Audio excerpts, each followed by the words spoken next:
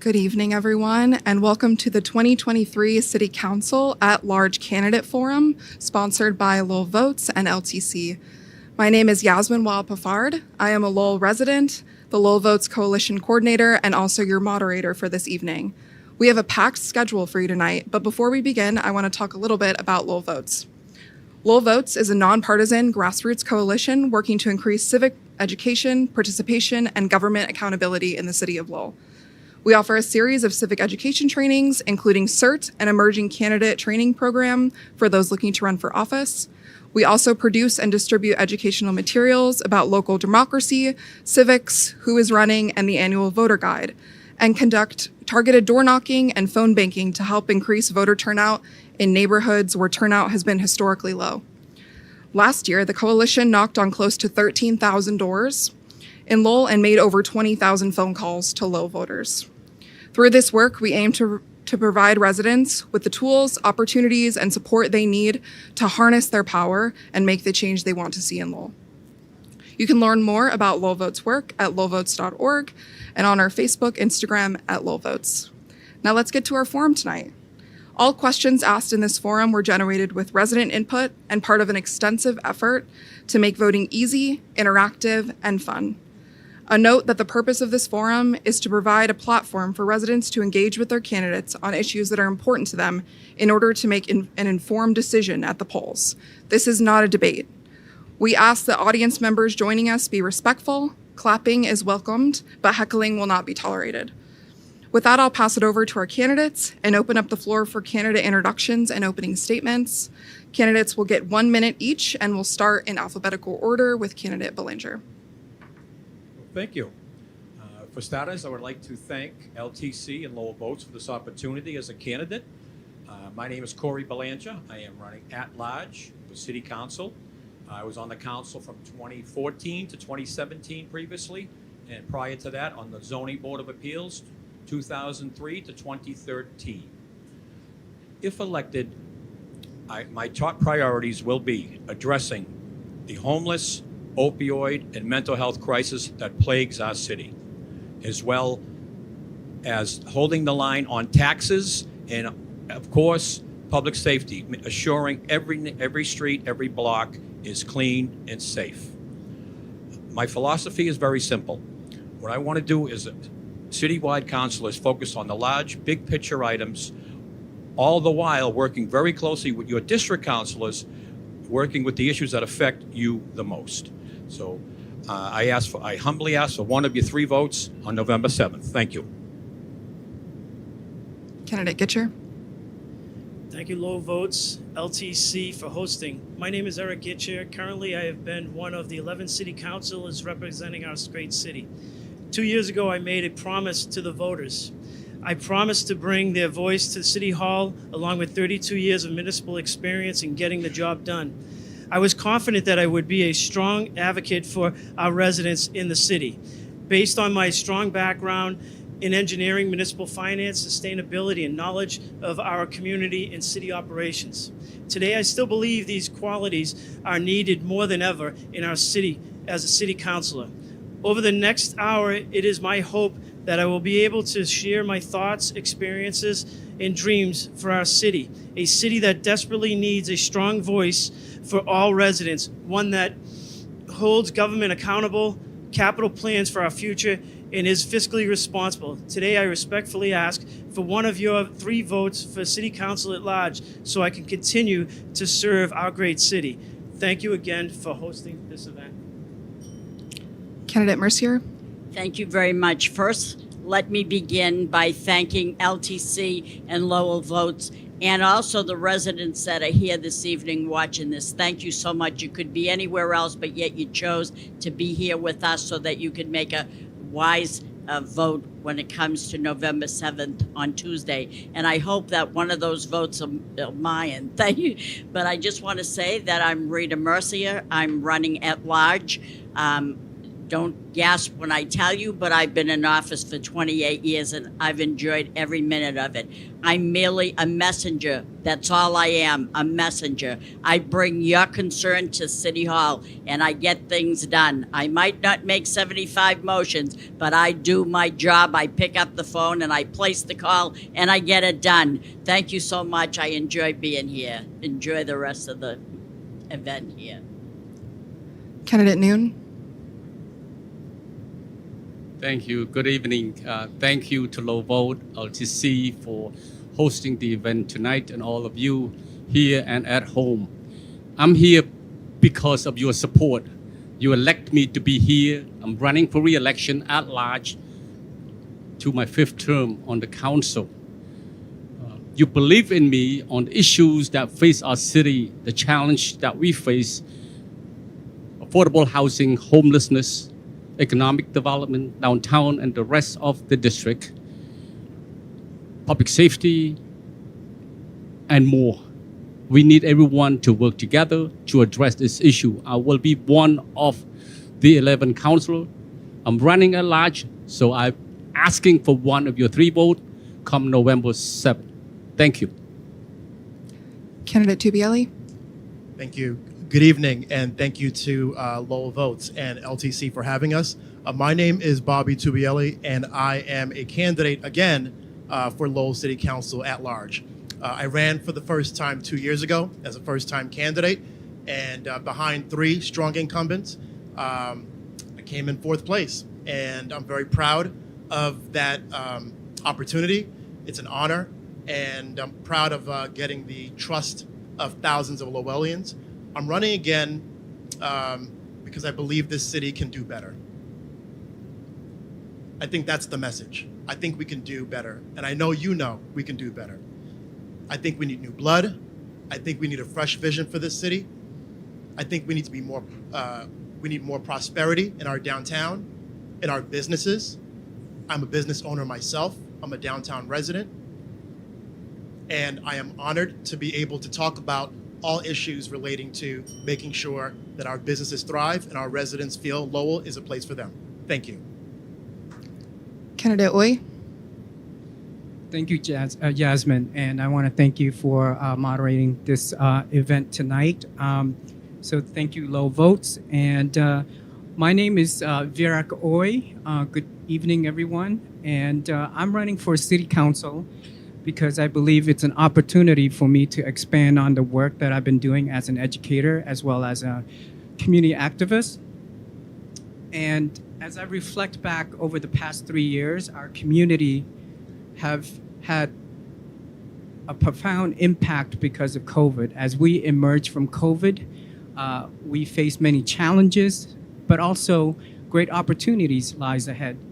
So I'm running not just about the problems, but I'm running looking forward to the opportunities. Both big and action matters. Every street lights, every potholes, every parks, every classrooms, and every businesses lays the foundation for a better quality of life for all our constituents. Thank you. Thank you, candidates. We're now going to move into our first round of our candidate question and answer. For this round, we have 3 questions, and candidates will each get 1 minute to answer, starting in alphabetical order again. Now I'll pass to our questioners, Liz and Luciano, to read out the first question. What do you believe are the primary responsibilities of a city councilor, and what do you hope to accomplish if elected? Thank you, Liz. Number one, my top priority is going to be public safety, assuring every neighborhood, every block is clean and safe. That's what the taxpayers are due, and that's what they are owed, and that's what you're going to get from me. But we also, where I feel we are lagging, is economic development. The city of Lowell, as mentioned earlier, really our downtown struggling, our business corridors need assistance, and we have the Hamilton Canal District that looks eerily similar than when I left the council in 2017. So what we need to do is drum up businesses in that parcel. Okay, it's been sitting idle for far too long. So we need to get very aggressive in attracting businesses to the city, offering incentives to bring businesses and jobs, construction jobs in the meantime, to get this parcel active, to get taxpayers the relief. Now, it's not something we talk about when I go door to door or in the public, but this is how we're going to offer the home taxpayer relief by new tax growth, and that's what I will make a top priority. Thank you. Candidate Kitcher. Thank you. I believe that the city council's top responsibility is policy making and budgeting, and everything branches off of that: public safety, our schools, our roads, safe drinking water, how we actually deal with social issues also. So we have to properly budget things, and we also have to properly have people at the department head levels that actually support the outcome that we want. And over the last year, I have pushed for our fire stations to be open, so they aren't closed anymore. And what that does is they're 911 people, so they go to 911 calls now, and it gives them more. So we also push for more public safety in our police cars. We also push for our schools to fix the HVAC units and give us a real maintenance plan. Our roads I pushed for. I believe our roads are a key also. We don't want to just call in potholes. We actually want to make sure they don't become potholes, so we need to go by maintenance plans, and I've pushed that for the last year and 9 months that I've been on. I believe we need to hold people accountable, and I believe that as a budget, I was the only one who voted against tax increases, and I believe that there was room in the budget that we could have made substantial changes that would have worked without adding a 9% increase. Candidate Mercier. Thank you very much. If you look at the planning form of government, we do have three primary responsibilities as a city councilor. One is to hire or fire a city manager. We have done that. I think we did a great job at hiring who our present city manager is. To set policy in the form of ordinances, but we can set all the ordinances and establish them all day long. If we don't enforce them, we're in major trouble, and sometimes that happens and it's not acceptable. Third thing is to set the budget, and we do that. But I know from going door to door and talking to people, they want to be safe in their city. They want the city to be clean, and they want us to fix the roadways. And this is the main thing that everybody asks for. I try to do that, so I just want to thank you. That's what we do. Thank you. Candidate Noon. Thank you. My colleague already mentioned as far as responsibility, budget, and set priority around. I just pick one priority around affordable housings and homelessness. Clearing encampment, having a protocol clearing encampment, it's a good thing for safety, but need to have a plan.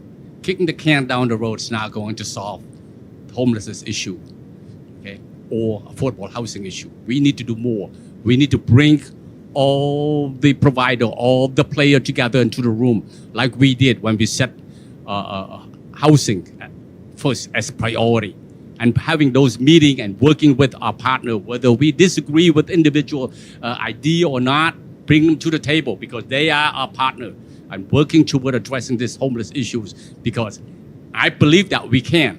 It may not be low issue as original issue, then bring the original, bring the state, bring every one player to the table. Blaming is not the answers to it. Candidate Tubielli. Great question. Primary responsibilities are centered around accessibility. Everyone in this city has a what about me. Whether you live in a neighborhood,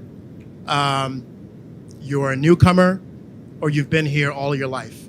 You see Lowell as some place to thrive in, and you want your leaders to listen. And so I think the primary responsibility of a city councilor is to be a really good listener and to be accessible. And they are not going to always have all the answers, but they're going to point you in the direction. And Councilor Mercier is right. Primary responsibility is to hire a really good, effective city manager, and to support that person and to ensure that person is successful and that their team is successful, and to give them the tools to be successful. My background in human resources and hiring makes me a value add in those areas of hiring, retention, and making sure that we have the best team available to get things done. Thank you. Candidate Uy. Yeah, I see our primary responsibility as a city councilor is really to improve the quality of life for all Lowellians. And to do that, as a city councilor, I will work collaboratively with the city manager, other city councilors, as well as the school committee to address our educational issues, mental health, housing, as well as our diversity and equity inclusion issues to make sure that we increase access and dismantle any barriers that impact other underrepresented communities. So I think these are the overarching responsibility as a city councilor. And I agree with Bobby that we're here to listen, and it's our responsibility to galvanize all the stakeholders in order to address all of these issues. We're going to move on to our next question, and we're going to start with Eric Gitcher this time. Okay, so the next question is, earlier this month, the Cayenne Street encampment was cleared, displacing dozens of unhoused residents, making it the fourth encampment this year to be vacated by the city. Housing insecurity on the rise, and what is your plan to create more affordable housing in the city? How can we better serve currently unhoused residents? Thank you for your question. When you look at tax increases, it has a direct impact on renters. People who invest in properties and they get tax increases, it basically is a shared cost that gets sent to the renter. So right off the bat, we have to manage budgets better and make sure that we're not passing on costs. Now we're bringing more people into the unaffordable housing.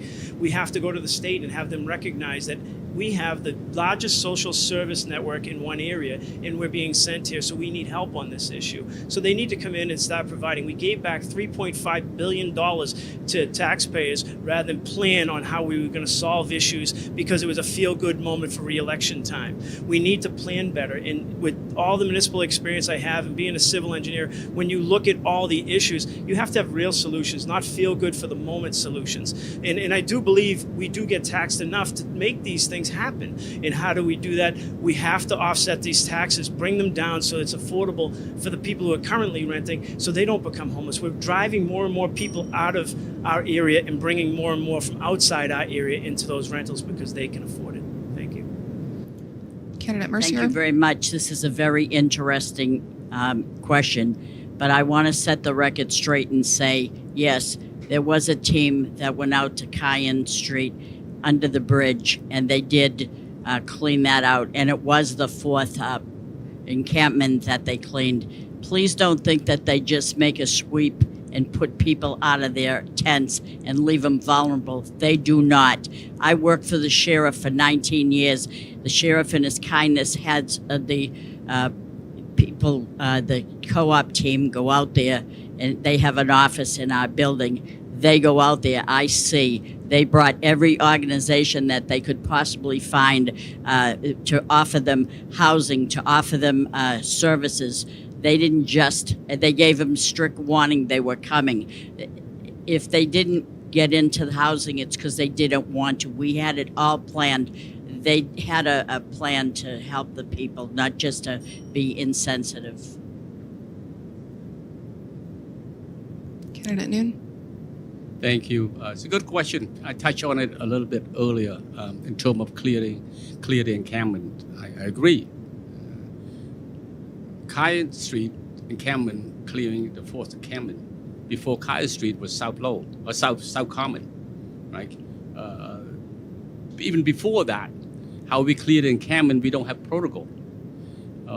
Early notice and all that stuff. So since the first clear of encampment, because of safety, not just safety to the unhoused, but also safety to the resident, we have protocol. We have to do it in very compassion, respect to the homeless. But more than that, we need a plan. Clear encampment, like I said, it's not the solution. And having more housing is important. Working with our partners, like CBA, not just housing, but also a wraparound kind of service where you have detox provided downstairs or mental health and all that. And housing first initiative is important. You don't go to if you go to the shelter before, they're going to ask for whether you have detox issues or mental health. Now it's not the case. We need to bring back the housing first initiative. We need to reconvene that meeting of all stakeholders. It's important. Thank you. homeless people and housed people need homes. That is the root cause. We are facing a housing crisis, and there are a lot of other issues that play a role into having folks be unhoused. Mental health,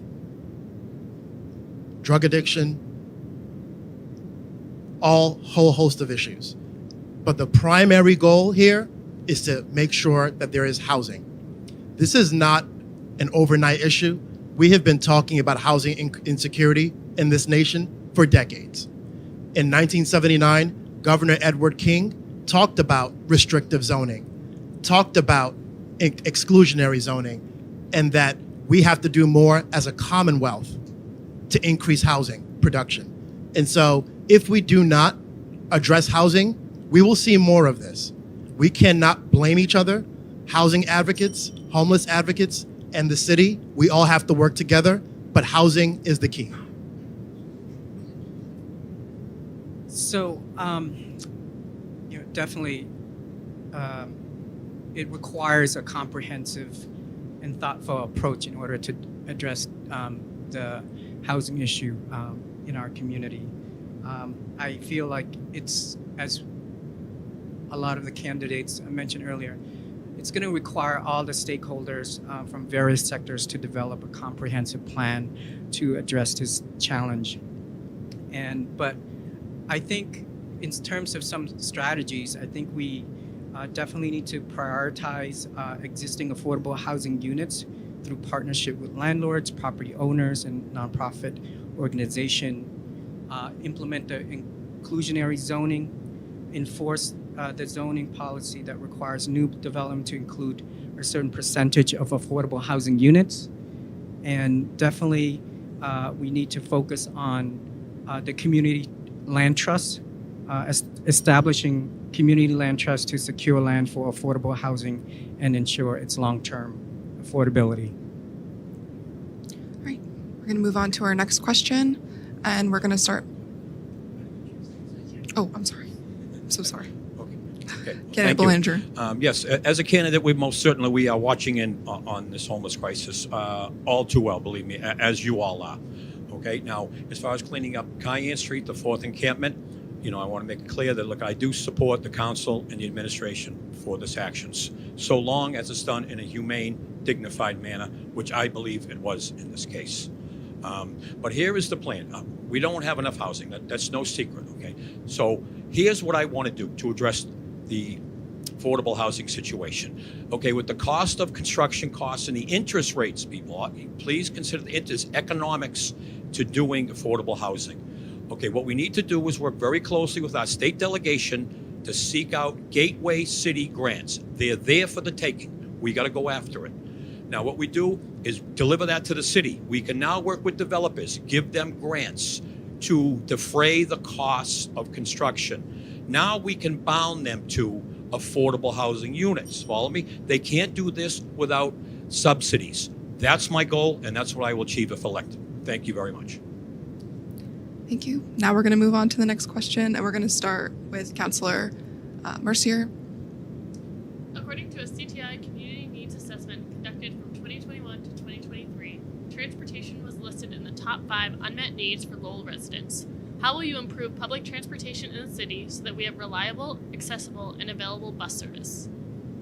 We're trying to get some bus service on Sundays so the seniors can at least find a way to get to the senior center and have a decent meal. So this isn't just the it's the poorest class people living in the poverty. They still rather need services, and a lot of them do not have Well, you get my time back on, right? Thank you. Just can't reclaim my time, right? So, yes, transportation is an issue. I know that the council have urged the managers to work with transportations, the transportation people as well as the nonprofits to help working with, those organizations like Bridge Club and others to making sure that transportation not only from Monday to Friday, but also provide a weekend and maybe schedules that reflected the need of the community. Going forward, that's what we're going to try to urge for more. And so that's Ted? Excellent question. 2010, the city brought in a planner by the name of Jeff Speck, and he came up with a downtown evolution plan. And part of that downtown evolution plan centered transportation. It is now 2023. And so the fact that we're having this conversation around lack thereof is really a leadership issue. Okay? It is not a planning problem because the plans are there. This is a leadership issue. We have taken our eyes off the ball.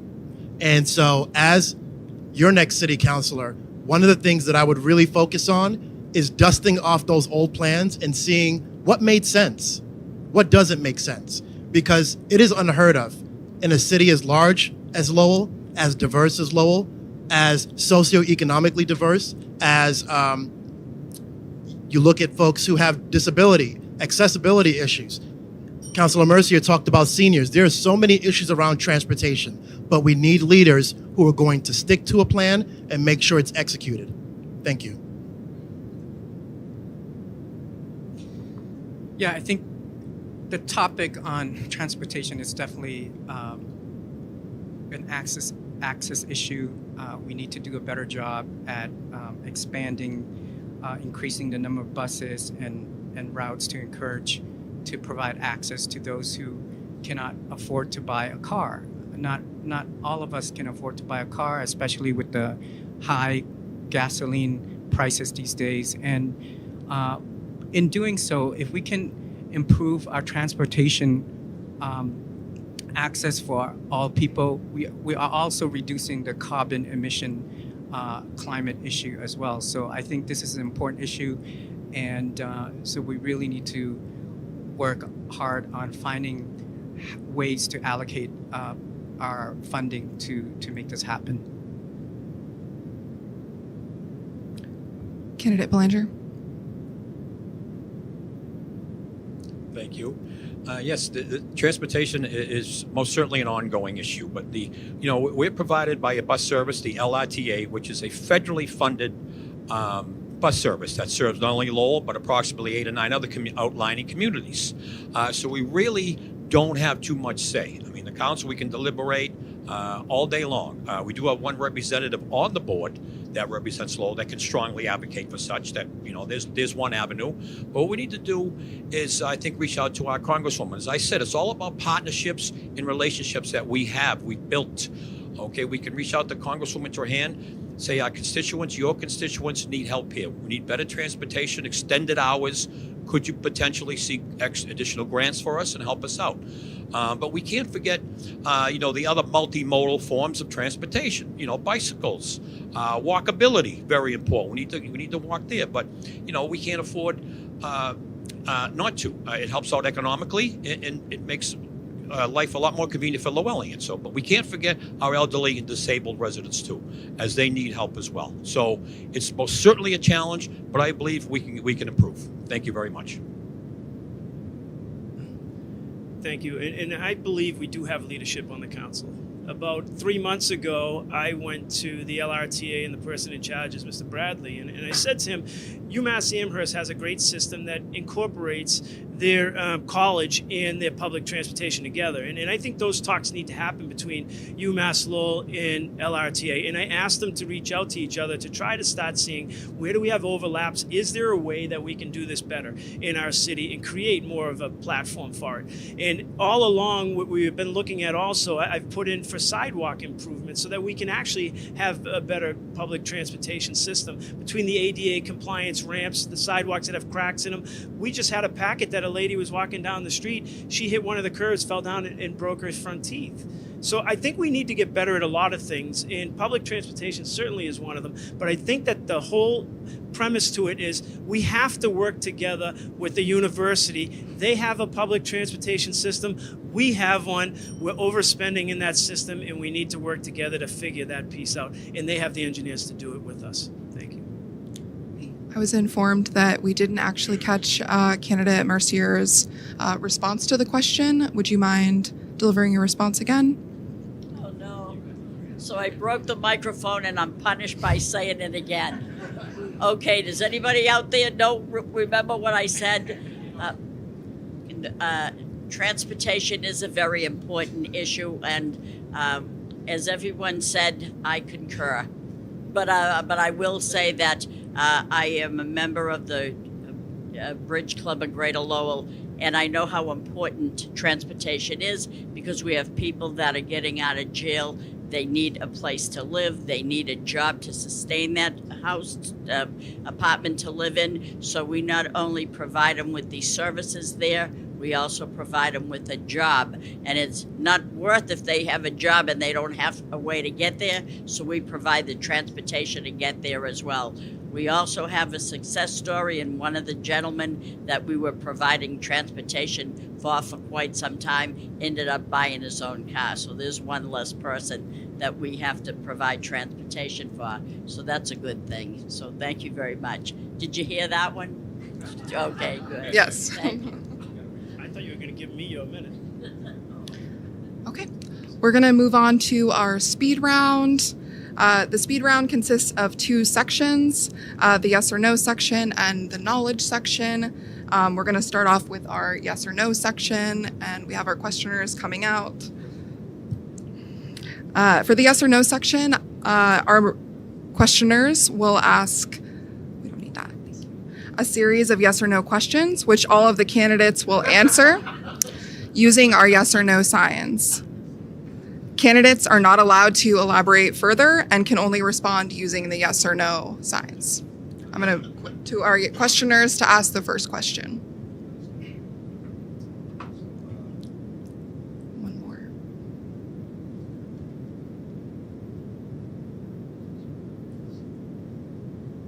So more than a year ago, the city council began to explore the possibility of creating accessory dwelling units, ADUs. Ordinance in the city, the change in the ordinance allow homeowners to build small housing units within or in a property. Sorry. As it stands, 2/3 of the city is zoned exclusively for traditional single-family homes.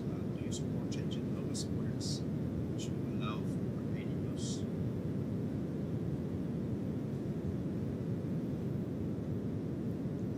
Next question. Currently, the City of Lowell has no term limits for City Council. Would you support term limits for City Councilors?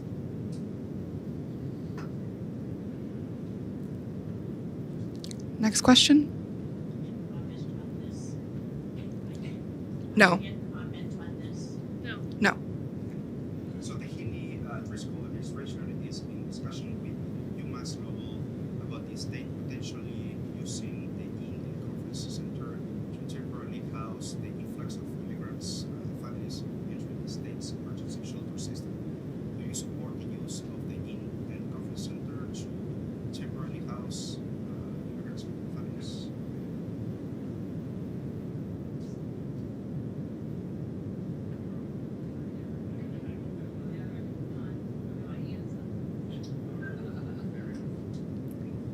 Thank you, candidates. We're going to move on to the knowledge section. Do you mind really at the whiteboards?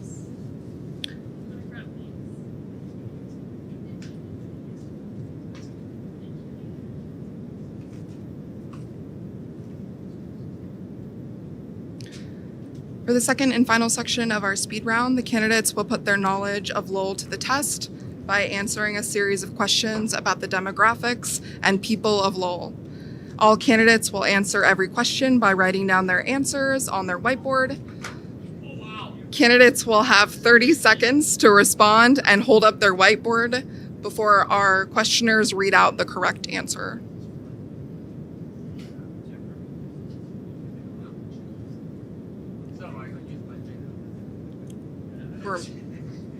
Yep.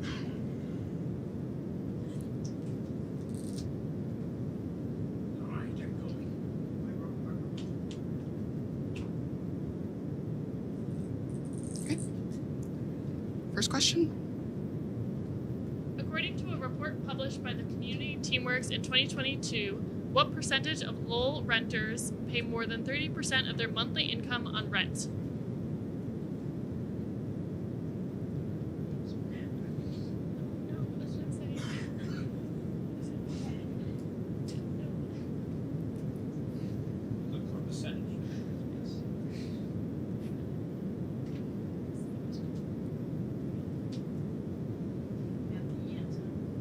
know the answer. Show your whiteboards. Please. All of us close. Trust me.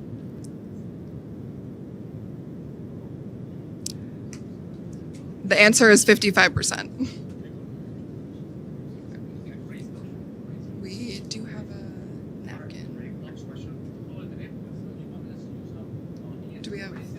There should be an eraser back there. So you got questions?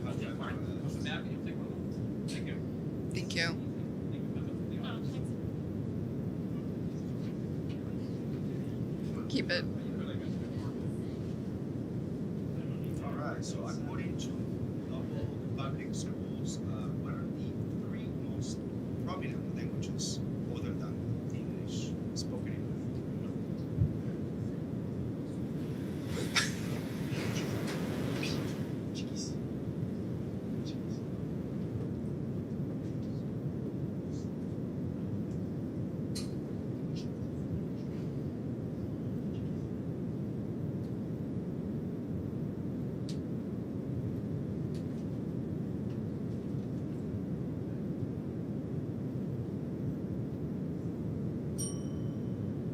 Please hold up your answers. And questioners? The correct answers are Khmer, Spanish, and Portuguese.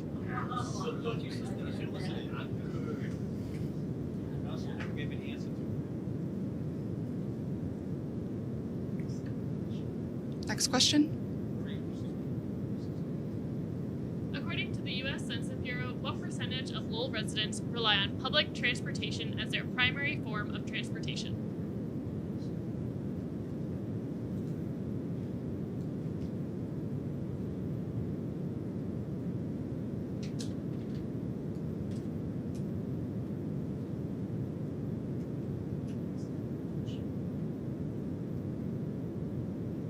The correct answer is 4.1%.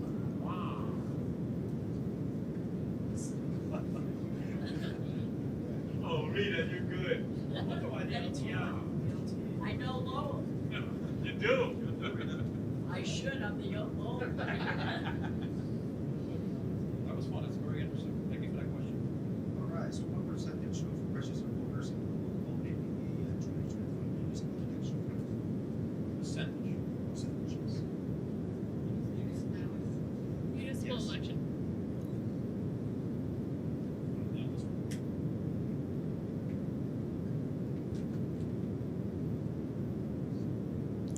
The correct answer is 17.9%.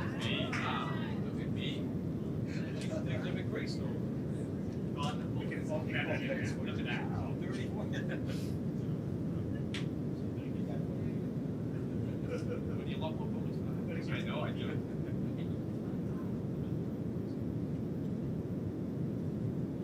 So according to housing websites like Zillow, Sucker, and Rent Cafe, what is the average monthly cost of rent for one bedroom apartment?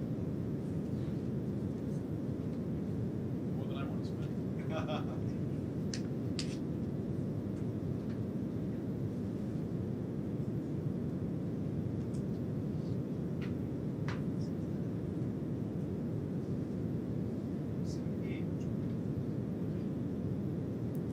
There you go.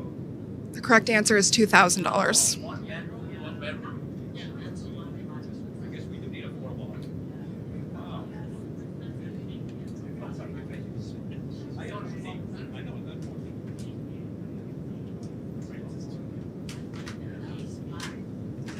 Does anybody have any answer for this?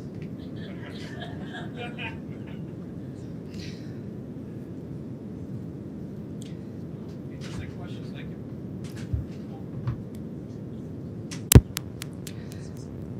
Yes. Okay. We're going to move on to the second round of our candidate question and answer. For this round, we also have 3 questions, and candidates will get 1 minute each per question. We'll start with Councilor Noon, and I'll pass it on to the questioners to ask the first question. What actions would you support to make meaningful progress on increasing diversity and inclusion, decreasing nepotism, and improving the culture in Lowell? It's a good question, huh? Well, recently, the council voted to hire an outside firm to do a comprehensive assessment on the hiring practice.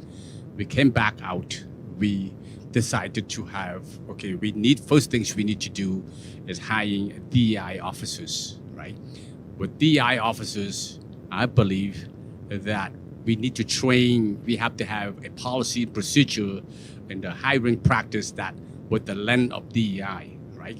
So we need to look at recruiting for more diverse population, diverse worker in the city of Lowell. As now, and by far, we are not getting there yet. We are too far away. We need to have DEI officers working with the manager and the HR to have that policies in place and making sure that we stick to that policy. Thank you. Great question.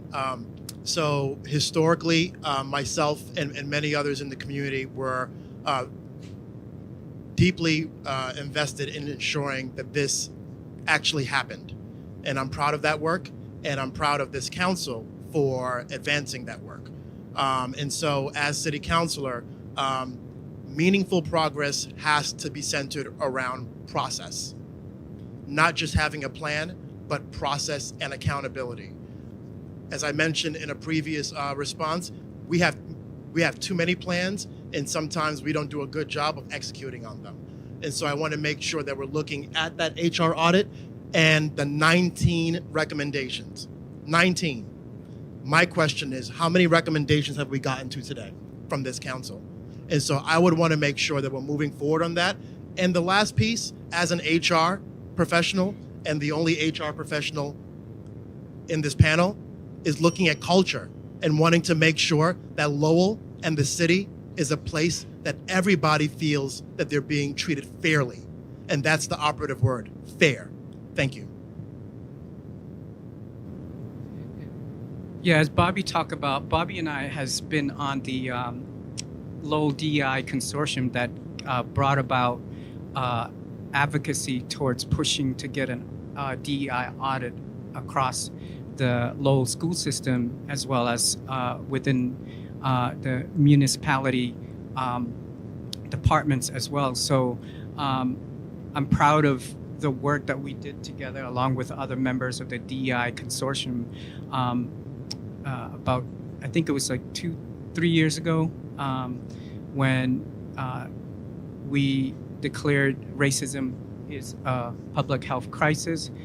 And as a current interim director of the Truth Racial Healing, I believe that we need to create more spaces so that, and opportunities so that people have space to have dialogues about race and social justice, so that we can foster empathy and expand the capacity for advancing social and racial justice and equity. Thank you. Thank you for the question. Well, back in the spring, what's included in my campaign announcement is a pledge to the residents of Lowell that the City of Lowell's hiring practices will be fair and equitable, in that our staff, our boards, and commissions will highly reflect our diverse population. Very, very important.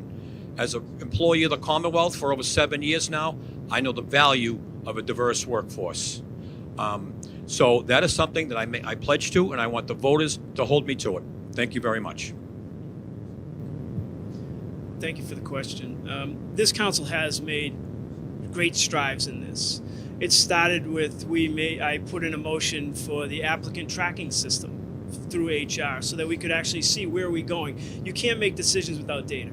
Everybody says one thing, but who's applying and what are we getting out of that batch? How do we reach more people? So we tried to do that, and we went to HR and said, okay, where do we put these postings so we reach different cultures, different backgrounds? And we also did racism as a public health crisis. This council passed 11-0 on a motion that I made.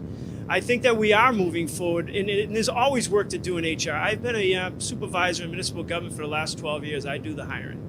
I get the applicants, and the best way to actually do it right is you pass out those applicants to multiple people to go through with no decision until they come back with who they want to see interviewed, because it's their team that they're working with. It's their people they're working around. If you want a successful government, you have to work hard on HR, but you have to work hard on environments that they work within. And I believe that this council worked extremely hard at doing that.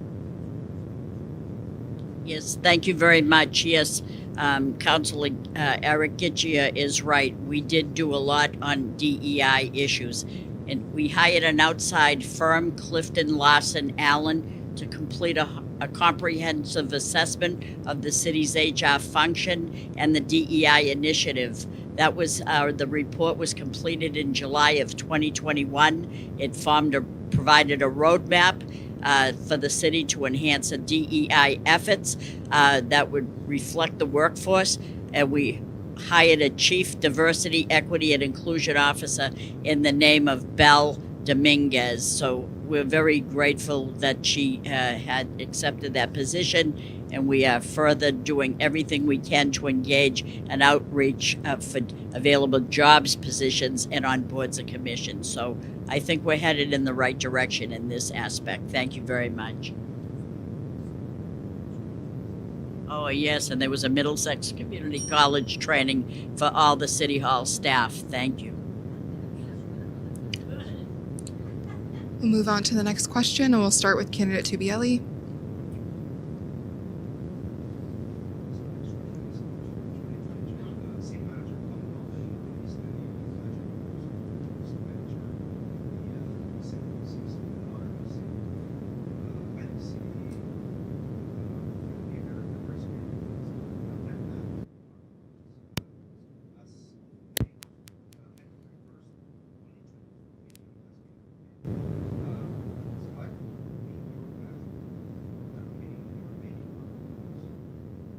It's a great question. The topic of the day is centered around housing, and I think the $4 million allocated via ARPA, which was, I believe, an increase of $2 million from the former administration. So I do want to credit this administration for upping that allocation, but I think we can do more, and I think we need to do more with respect to housing. We are already partnering with organizations like Merrimack Valley Housing Partnership in terms of funding small businesses, first-time home buyer, thank you, business on my mind, first-time home buyer programs. And there's more that can be done with that. So specifically, my plan would be centered around increasing the allocation for housing and housing assistance programs. That we need to be very focused in terms of what's going to lead us towards prosperity. And if people do not have homes, they cannot work. And if people cannot work, they cannot spend money on making sure that they're taking care of themselves and their families. Housing needs to be prioritized, and that's what I would do. You know, I think money well spent if we could offer free college community education to all Lowellians. I think is a good use of that ARPA money, because it's a way for all of our Lowellians, an opportunity for them to get job training, achieve their educational goals and career goals. And it would address a lot of issues around housing, because they'll be able to make livable wages. And I would also use that money to address mental health issues. And I think definitely education is the issue, because I think it will increase economic mobility. And I think COVID has had a profound impact on our community. And a lot of us are still healing from that process. We lost a lot of friends and family. So I think mental health is a big issue in addition to housing and education. So, Candidate Belanger. Thank you. Well, earlier in the debate, we talked about affordable housing, and I talked about subsidies that developers need in order to rent their units at a discounted rate. Well, here is another avenue. Okay, this is another avenue I would pursue to help developers. That way we can contractually bind a developer to renting out at affordable price. So this is a great avenue to do that. And one thing we need to do from, going door to door, I've come across a lot of school teachers around the city who are frustrated with the maintenance, the heat, and the air conditioning and the conditions of the building. So school building maintenance, we need to put some money, allocate some money to that. I'd be in support of. We also need some infrastructure. Okay, sidewalks, I mean, it's a lot of money, but where it's needed the most, I would be for putting some of this money towards our infrastructure. Because that's difficult because other than that, it's totally dependent on the taxpayer, which would result in a huge tax increase. So I've got some definite ideas for this money. It's only going to be around once, so we've got to be very wise. Thank you very much. Thank you. I think as we start looking into government, we have to understand what ARPA actually is.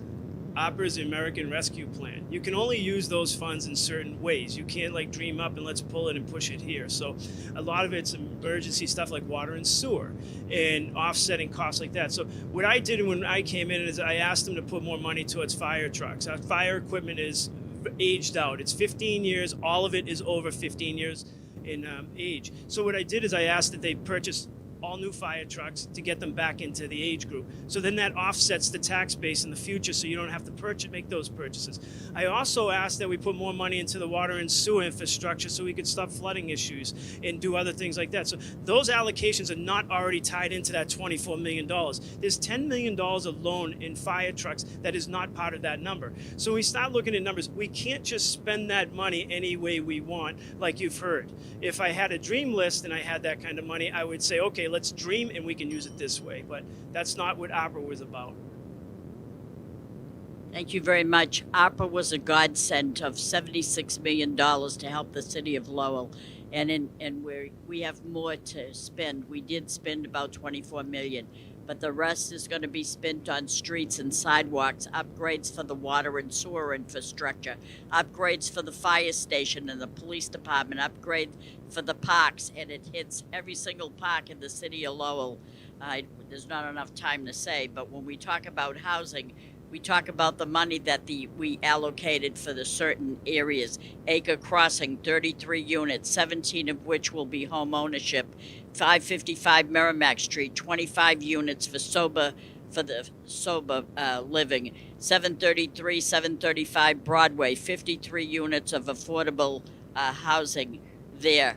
CBA, and we have young Jude Choi here, and I'm telling you that we're going to spend money for 138 Cross Street, which will house 12 to 14 units. All this adds up.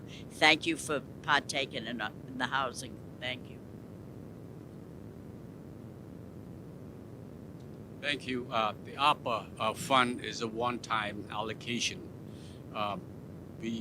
Thus far, we've been using that fund very fairly to address a number of areas and districts that hasn't been addressed in the past. Park improvement, neighborhood improvements, that's what we have done. And I think also Councilor Kuchia and Councilor Musia is correct. And using those money, there's a way to use that money. You can't just use money for anything and everything you want it. There's criteria. It's a federal government funding. With regard to the allocation thus far that we're talking about, $4 million to address housing issues, we could do more, and we need to do more. This is a priority of this council going forward. There's not saying that this $4 million allocation, this is it. There'll be discussion. The next council will have discussion as to how much more we need to put into. I would first put into the nonprofit that addressing this issue, and then the second will be the developer, because I do trust the nonprofit more than I do trust the developer, because the nonprofit have the heart of the community first. On to our third question, candidate, will start?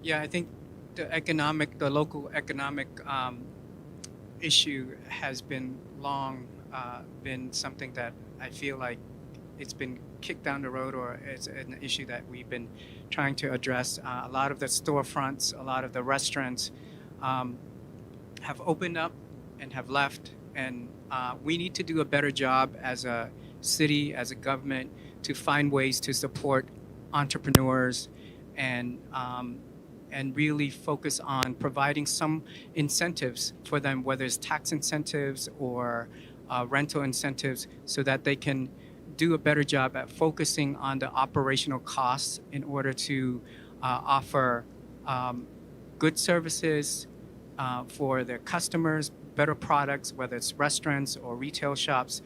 But I think one of the challenges is also parking. We need to provide better parking access for our businesses in downtown Lowell. And so I think I would focus on incentives and parking issues. Candidate Blanchard. Thank you. You know, as we all know, our downtown is struggling. Okay, it is no secret. But the thing is, we have to improve with the basics, with cleanliness and safety, and deal with vagrancy that have been sort of a hindrance over the years. And have, you know, many people that I've talked to and my other candidates have talked to, that people are discouraged from coming downtown. So we have to start with the basics and do a lot of cleanup down there to make it more attractive to businesses for starters. But with that being said, we do have many incentives in the city. Lowell Plan is a quasi city agency right here on Suffolk Street in Lowell that offers low interest loans with no down payment. That's very helpful. That we can work with UMass Lowell entrepreneurship programs to create some starter-ups. I know we looked at that when I was on the council. But there is a way.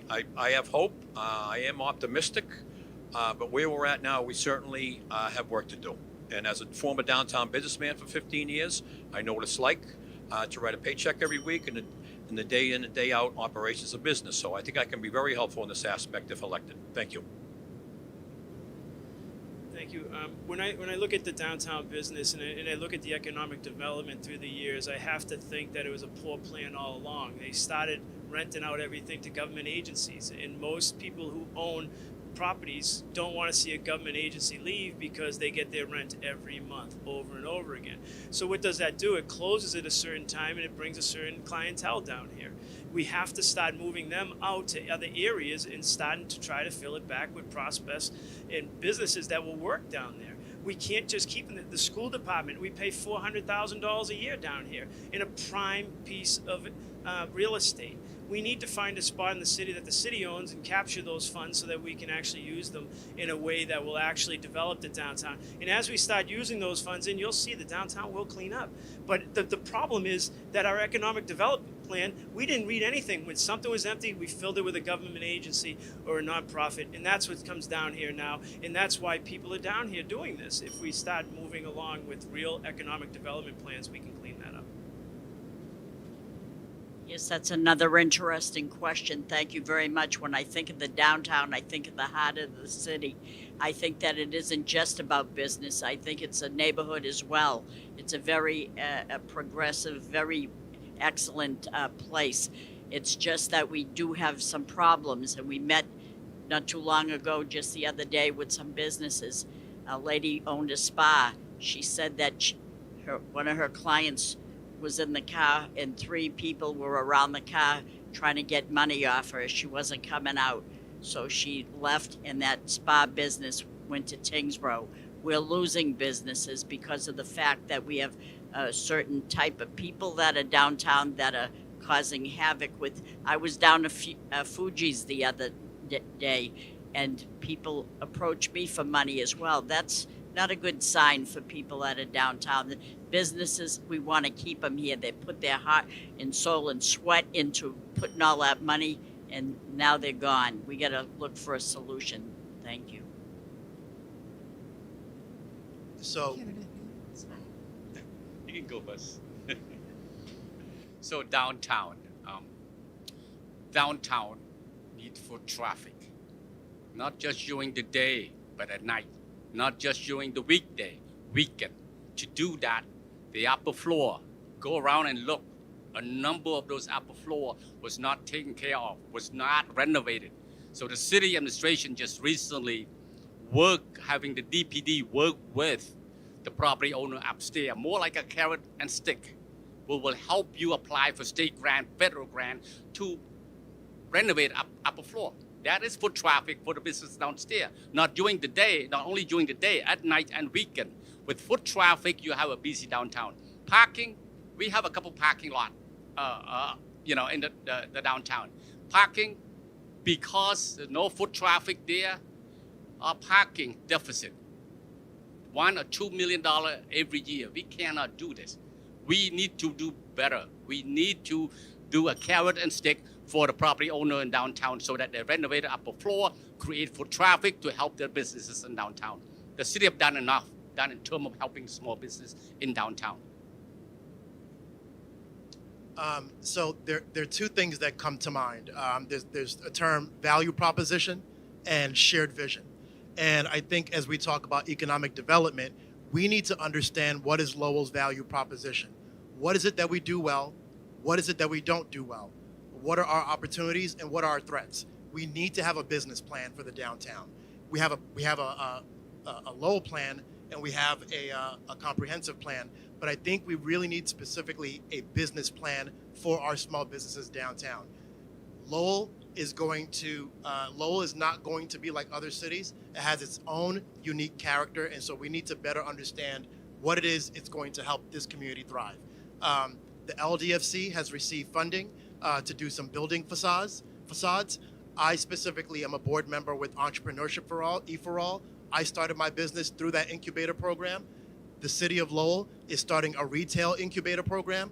Their MCC has a small business launch program. And so there are a lot of good bones when it comes to entrepreneurism and economic development in the city of Lowell, but we have to make sure that there are stronger public-private partnerships.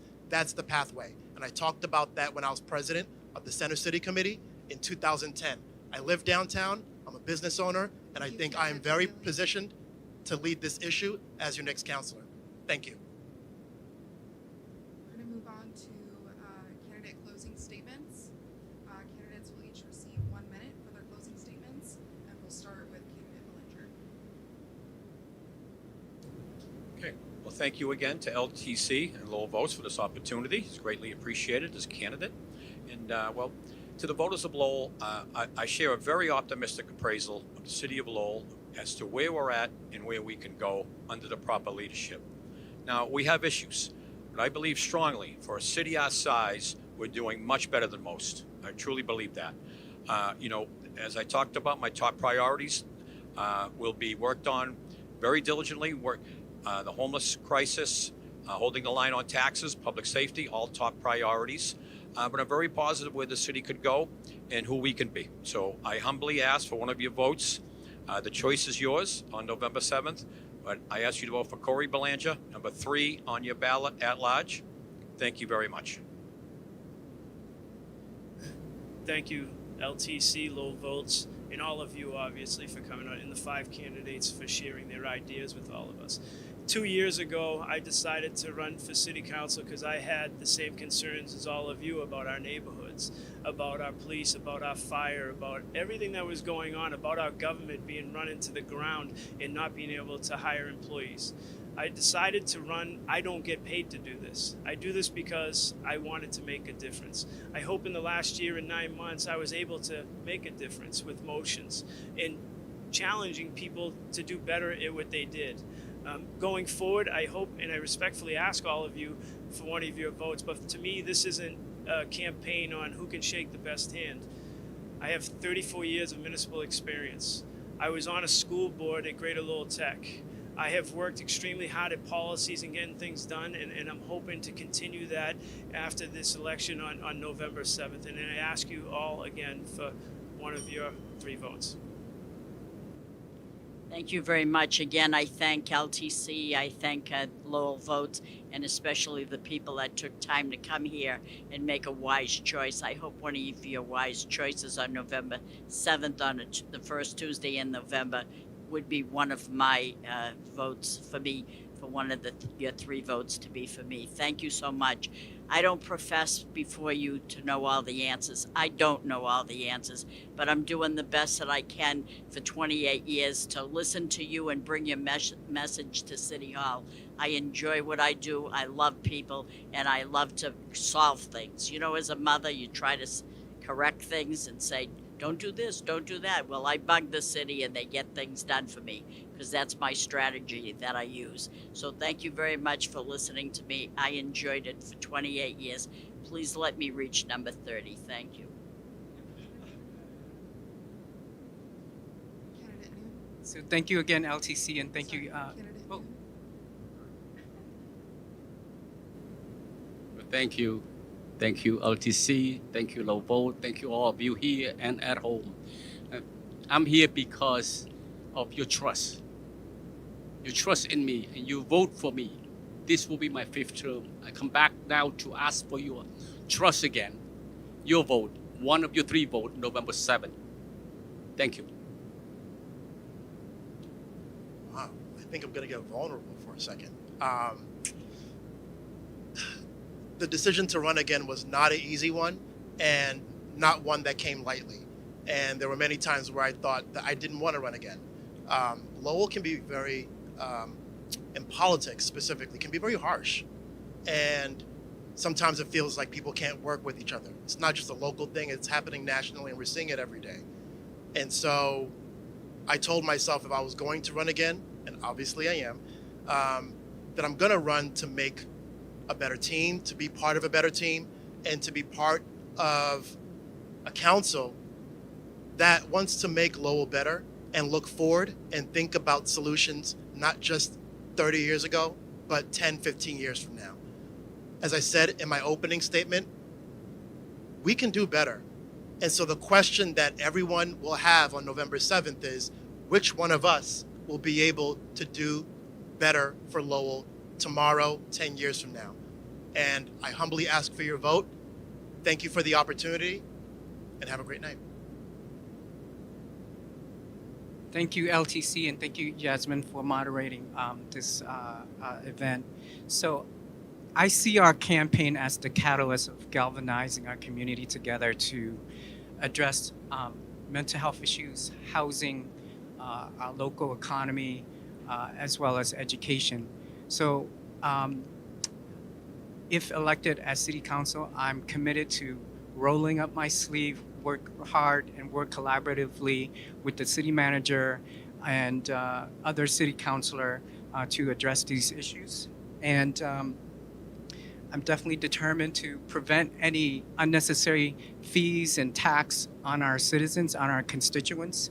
And I really want to focus on transparency. I feel like we need to improve on transparency in the way we do things in City Hall. So I want to focus on that.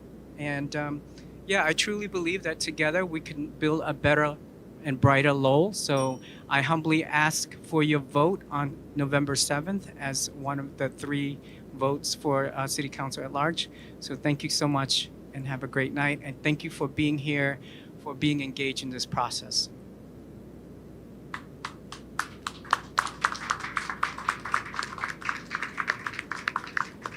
That concludes our programming. Thank you to everyone who came out tonight to join us in person, and to those who are joining us virtually. I also want to thank all the candidates for showing up tonight, and the Lowell Telemedia Center and our partners for their support in helping us put this event together. Election Day, as several of our candidates have stated, is Tuesday, November 7th. Early voting will take place October 25th to November 3rd in the Mayor's Reception Room, which is the 2nd floor of Lowell City Hall. For information on how to vote by mail, you can visit the Lowell Votes website at lowellvotes.org. You can check your polling location at the Secretary of State's website at wheredoivote.ma. This is our first of our candidate forum series. Our next forum is on October 12th at 6 p.m. with City Council candidates for Districts 3, 6, 7, and 8. You can join us in person at Pollard Memorial Library or on local access on channels 8 and 26. Thank you again for joining us, and have a good evening.